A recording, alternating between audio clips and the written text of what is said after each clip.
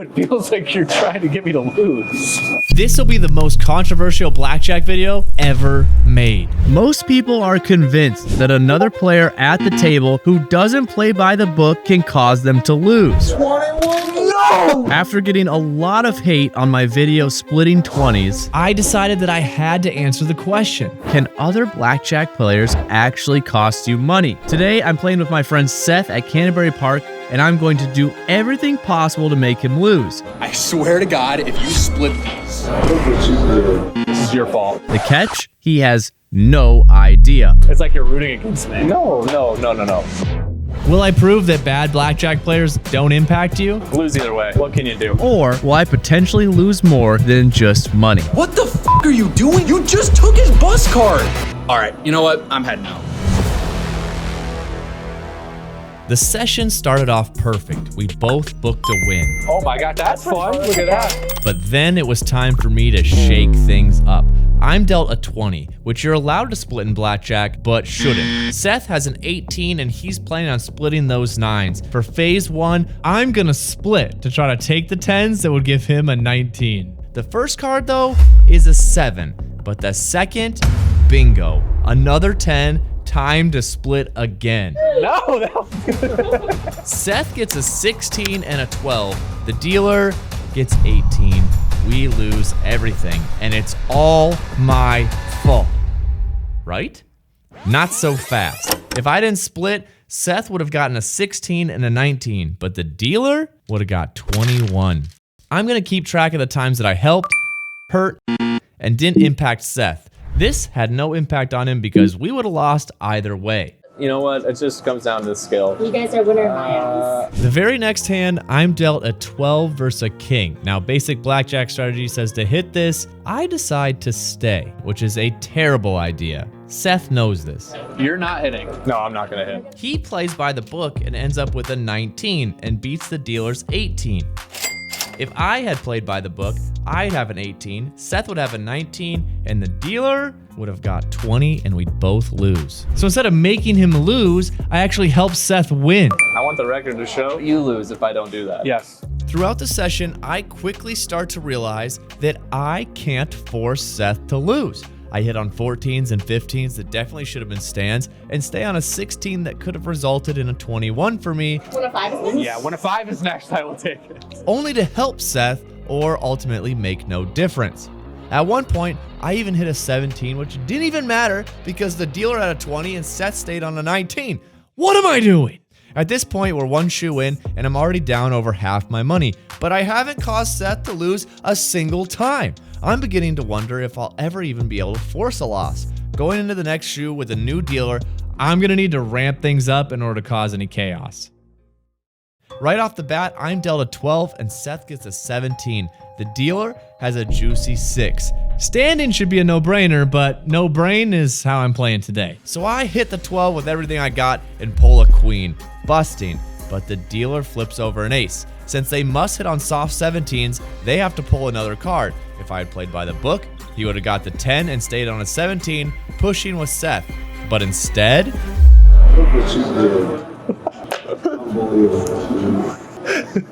He's gonna quit. Seth is either too shocked or too furious to say anything, and even though we both lost, I'm happy that I finally been able to make something bad happen to Seth. But I wasn't prepared for the consequences because the dealer immediately gets a blackjack. No. This is the waterfall that you put us down. You put us in a boat that's currently falling off the Niagara Falls. Karma, I guess. The data is steadily growing, but hand after hand, there's a problem. I am bleeding money. I haven't scored a profit since the very beginning of this session. And if I run out of money too fast, I'm not gonna be able to decisively say whether or not bad players impact you. I have a decision to make. Do I keep playing against the book to get more data, even if it means busting out early? Or do I go back to the book to try to preserve my money, wasting valuable chances to force Seth to lose? As I'm wrestling with this decision, I get dealt a 20 versus 6. This is one of the best spots to be in blackjack, but let's be honest, there's no better opportunity to go against the book than right here and split 10s. Even though I'm running out of money, I have to go for it and split. I get dealt a 2 of spades and a 5 of clubs. Seth stays on his 12 and the dealer gets a 26, securing a table win. That's great. That's great. Ironically, if I hadn't split, the dealer would have had 18, beating Seth. So I accidentally helped Seth win, of course, but on the bright side, doubled my profits by playing 2 successful hands against the book. Of course, I end up giving it right back on the next hand, hitting a 14 against a 2. My foolishness helps Seth again. After that, we both get 20s against the dealer's 8. I split again. The first hand turns into a 16. Since I'm playing against the book, I stand, only to see that my next card would have been a 5. The perfect card, right? The dealer turns over an ace. I lose both hands, and worst of all, my hard work made no difference because Seth wins either way. Starting to look pretty bleak, so I decide to pump the brakes on the craziness and try to win some of my money back. I double down on a 9 versus 6 and get a 19. Solid, but not guaranteed. But then Seth, out of nowhere, does something crazy. He goes against the book and hits a 12. He's dealt a 6, bringing his total 18. The dealer has 15 and pulls an 8, getting us a table win. Ironically, though, Seth playing against the book saved us. My erratic play has completely thrown off Seth's strategy, but it doesn't seem to slow us down. In the next hand, the dealer has a 7, I stay on a 13, and Seth also stays on a 14. What is he doing? The dealer has an 11 underneath, and immediately I assume we're cooked. But due to some divine intervention or sheer dumb luck, he pulls a 2 and then a 10 for a grand total of 23. Had Seth just played normal, we would have lost because the dealer would have had 21. It's the worst blackjack session of all time.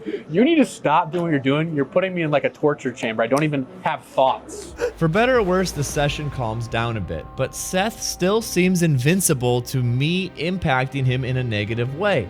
He loses against an ace, but I was stood on a 19 playing by the book. Following that, I stand on a 14 against an 8, and the dealer tries to get Seth to split 10s. You're disgusting. The dealer gets a 20, causing me to lose and Seth to push. But had I hit like I was supposed to, the dealer would have had a 17, and Seth would have won. Finally, another tally to the hurt column.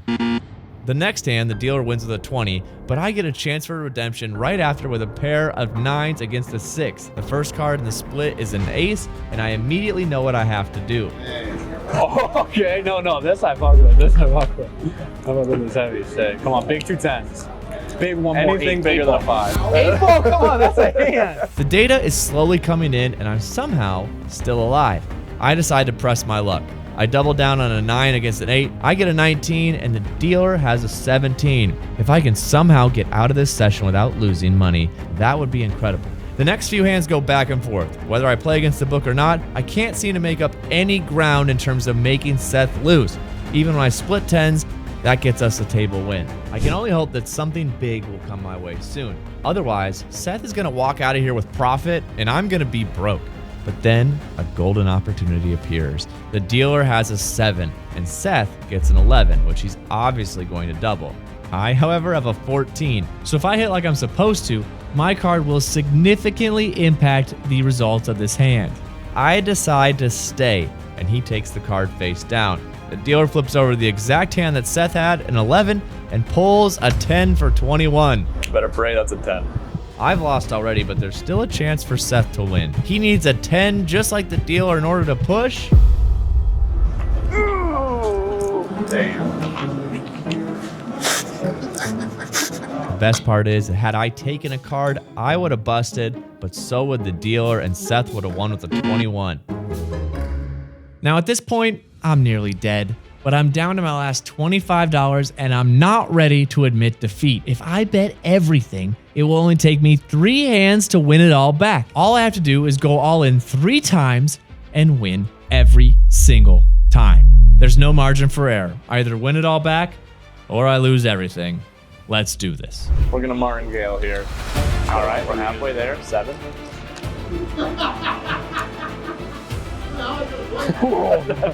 The way he moved that thing out, I was certain of a blackjack. That'll work. Big 9, or a paper. Why did I say 9? Why did I say 8? Why did I say 9? I just called the lose. I called the lose just so you could win. Oh, it's not centered. No. 7. Oh, it's fine. Ace. Why do you keep taking the ace when I...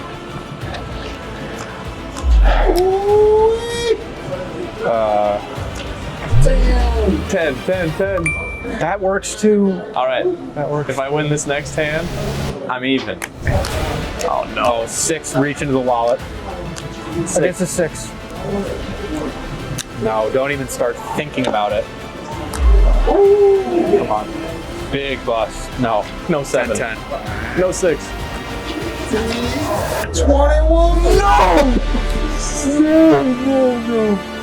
21. It's always 21. But I'm not walking away completely empty-handed. Over 30 minutes, I went against the book 25 times, and it cost Seth money about 20% of the time. More importantly though, I actually helped him twice as much as I hurt him, but a majority of the time, I had no effect, even though Seth's mental health might beg to differ. So what do you think? Did this video change your mind on how other blackjack players impact you while you're playing? Let me know in the comments and subscribe for more reckless gambling videos.